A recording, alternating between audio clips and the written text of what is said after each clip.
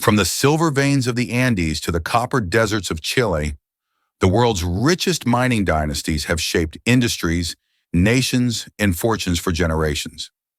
In this video, we'll uncover the top 10 old money families in global mining. Dynasties whose empires were built not just on minerals, but on vision, resilience, and control.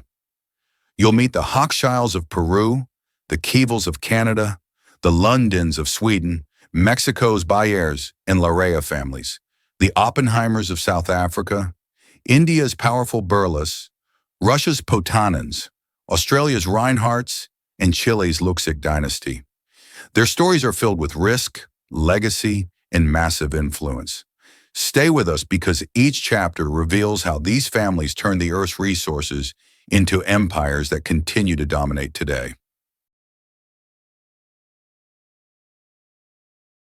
In the number 10 position, we have the Hochschild family, a dynasty that turned the rugged Andes into a kingdom of silver and gold. Their story began over a century ago when Mauricio Hochschild braved mountains and political storms to establish one of South America's great mining houses.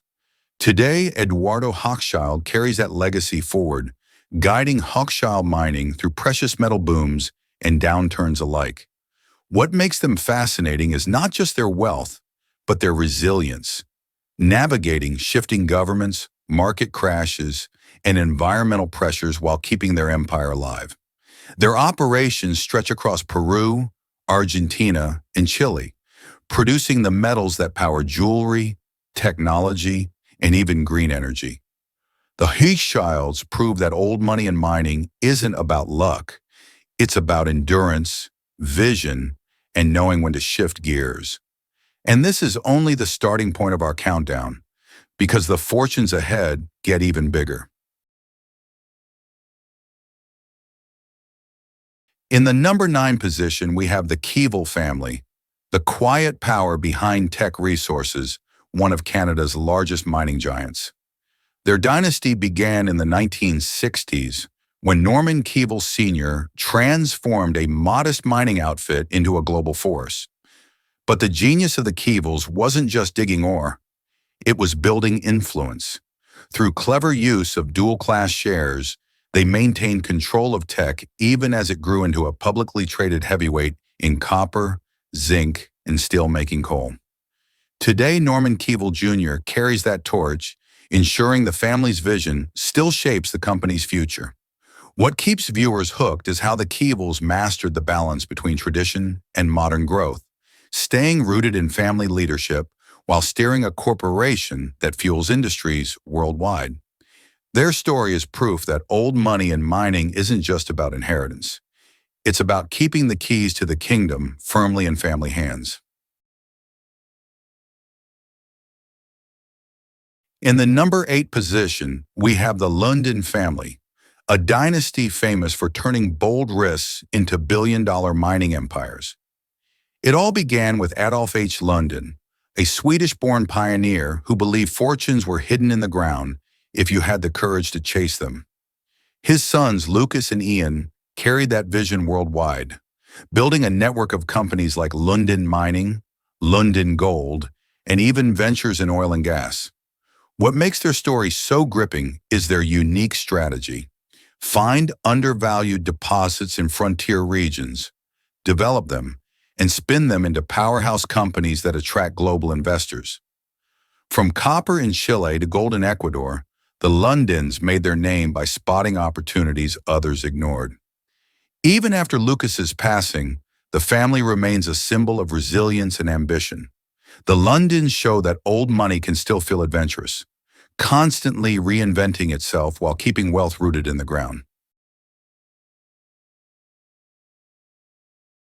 In the number 7 position, we have the Baillères family, the silver giants of Mexico. Their fortune is anchored in Grupo Baal, a powerful conglomerate built by Alberto Baillère, who turned Industrias Peñoles and its crown jewel Fresnillo into one of the world's leading silver producers. For generations, the Baillère name has been tied to the glitter of precious metals, supplying the world with silver that ends up in everything from jewelry to electronics. What makes their dynasty fascinating is how quietly they wield influence. No flashy headlines, no loud controversies, just steady growth and control of one of the richest silver mines on earth. Today, the heirs of Alberto Baillères continue to expand their reach, balancing mining with finance, retail, and insurance. Their story proves that true old money doesn't always shout. It lets the shine of silver and the weight of legacy speak for itself. In the number 6 position, we have the Oppenheimer family, once the undisputed rulers of the diamond world. Their story began when Ernest Oppenheimer gained control of De Beers in the early 20th century, turning it into the ultimate gatekeeper of global diamonds. For decades, if you wanted a diamond, chances were the Oppenheimers had a hand in it. Their partnership with Anglo-American expanded their reach far beyond gems, cementing their place in South Africa's industrial backbone. What's truly remarkable is how they held on to power for nearly 80 years, shaping not just markets but culture itself. After all, it was De Beers that made the phrase, "a diamond is forever," legendary. Even after selling their stake in De Beers in 2012, Nicky Oppenheimer remains one of Africa's richest men. Their dynasty shows how old money can sparkle for generations, even when the crown jewel is finally passed on. In the number 5 position, we have the Birla family, a dynasty that transformed from a modest trading house into one of India's most powerful empires. Their mining legacy is anchored in Hindalco Industries, Asia's largest producer of aluminum, with operations stretching from bauxite mines to the global giant Novelis. Under the leadership of Kumar Mangalam Birla, the family expanded far beyond metals, building the Aditya Birla Group into a powerhouse spanning cement, telecom, and financial services. What keeps their story gripping is how they've managed to modernize while staying rooted in tradition, carrying forward a legacy that began over a century ago. The Birlas show that old money isn't about standing still. It's about building bridges from one generation to the next, turning raw resources into an empire that touches nearly every part of daily life in India and far beyond. Their fortune is both enduring and evolving. In the number 4 position, we have the Potanin family, whose fortune is built on one of the world's most strategic resources, nickel and palladium. Vladimir Potanin rose to prominence in the 1990s, securing control of Norilsk Nickel, a company that dominates the global supply of metals essential for everything from electric car batteries to industrial machinery. What makes his dynasty so compelling is the mix of sheer scale and global influence. When Norilsk moves, entire markets react. Despite political challenges and global sanctions, the family's wealth has remained immense, proving just how critical their metals are to the modern world. Potanin's success also reflects a shift in old money. It's no longer just about inheritance, but about holding on to assets that the world can't function without.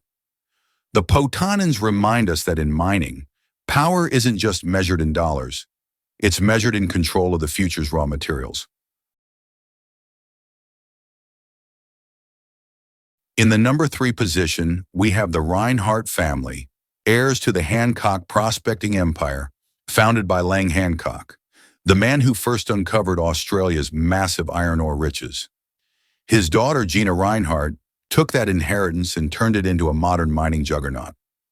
Under her leadership, Hancock prospecting became a private empire that rivals publicly traded giants, fueled by lucrative deals in the Pilbara region.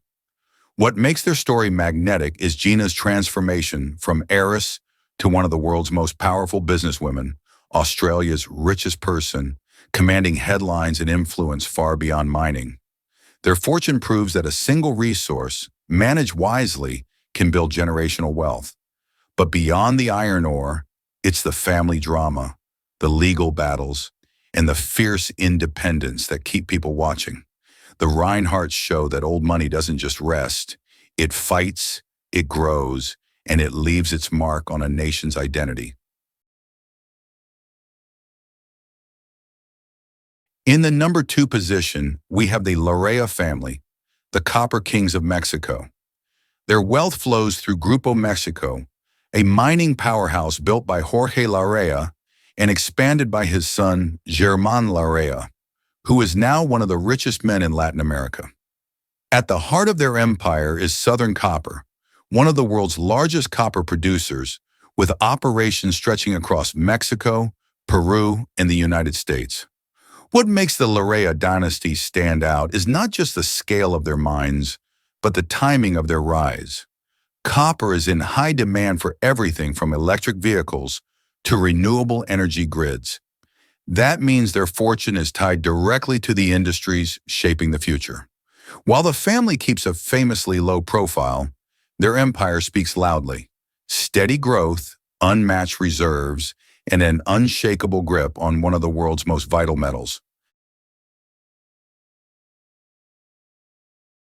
In the number 1 position, we have the Luksic family with Iris Fontbona at the helm, commanding the Antofagasta Empire. Their story began with Andrónico Luksic, who laid the foundation for what would become one of the world's great copper dynasties.